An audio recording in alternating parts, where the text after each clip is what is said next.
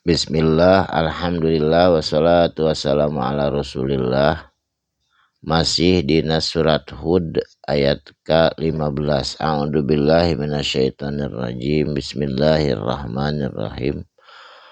Mangkana sahabai jalmana atau sing sahabai jalmana kana anu bukti itu jama-jama yuridul hayata dunya mikaresep mika hayang atau ngamaksud al hayata dunya karena kahirupan di dunia wungkul mau pohokeun kana hirupna di akhirat wazinataha jeung perhiasanana dunya imah bertingkat duit berlipat-lipat mobil mengkilat istri lebih dari 3 malah 4 tah eta nu kitu nu ngudag-ngudag hirup dunia nu wafi tangtuna ku Allah dicumponan pasti ku Allah disampurnakeun kahirupan dunia istijraj alias disungkun ku Gusti Allah ilaihim ka itu jama-jama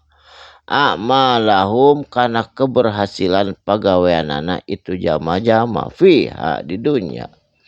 Jadi maksudna umat Islam tes lain ulah beunghar tapi dina kaya rayana kudu inget nyisihkeun jang akhirat. Kanggo yatim piatu contona. Kanggo anu wabni sabi 8 asnaf teh sareng sedekah jariah kalayan teu hilap amaliyah ibadah na salat, zakat, puasa, haji jeung sajabana. Teu nanaon da kedah beunghar justru ngan ari hubu dunya mah mopohokeun kahirupan dunya.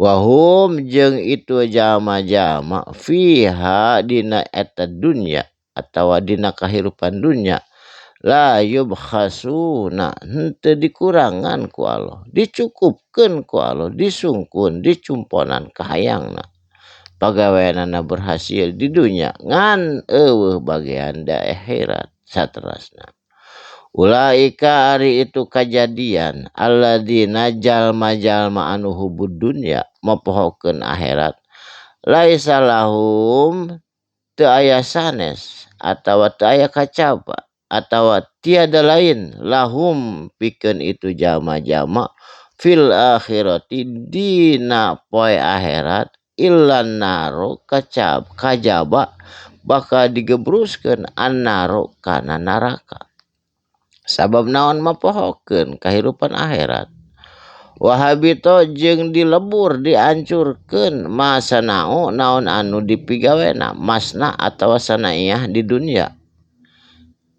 Jadi naon nu dipegawe di dunia hasilna perkara tidak pagawean eta fiha di dunia batilun jeung eta teh batil sia-sia teu aya hartina sabab naon kahirupan di dunia na ngan hoyong kahirupan di dunia wungkul mopohokeun kahirupan di akhirat maka naon perkara kanu anu bukti ya maluna dipigawe itu jama-jama jadi dihancurkeun ku Allah teu aya hartina da batil kitu mah kumaha atuh sakedahna seueur dunya barana lubak libuk nyisihkeun jang akhirat contona bagian yatim piatu bagian wabni sabi bagian fuqara wal masakin bagian zakatna kaluarkeun salian ti eta kedah amaliyah ibadahna oge dicumponan contona salatna zakatna puasana hajina tah eta mah pastina bagja dunya bagja akhirat sabab naon umat Islam mah kudu beunghar lain ulah beunghar ngan dina beunghar etana ulah mopohokeun kahirupan di akhirat sabab naon kahirupan akhirat oge leuwih penting jambatanana eta ku harta benda nu aya di dunia diutamakeun dilebihkeun ku Allah boga kahirupan di dunia anu lubak libuk pikeun jalan kabagjaan di akhirat. Mudah-mudahan harta urang sadayana dibersihkeun tina zakat dibersihkeun tina sagala riba oge urang sadaya insyaallah ikhlas karna Allah. Sabab salat zakat puasa oge eta teh kedah ikhlas. Upami teu ikhlas karena Allah sia-sia teu aya hartos. Atuh ayeuna can ikhlas menurut ilmu fikih wios ayeuna can ikhlas oge engke lami-lami mah da bakal ikhlas.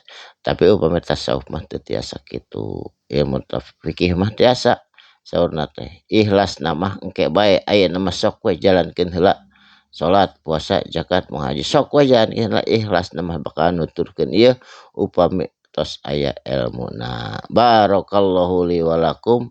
Mugi aya manfaatna dinten ieu dinten Sabtu, insyaallah pepenak deui dinten Senen. Kalayan panjang yuswa bari sehat sadayana. Sadaqallahul azim. Wassalamualaikum warahmatullahi wabarakatuh.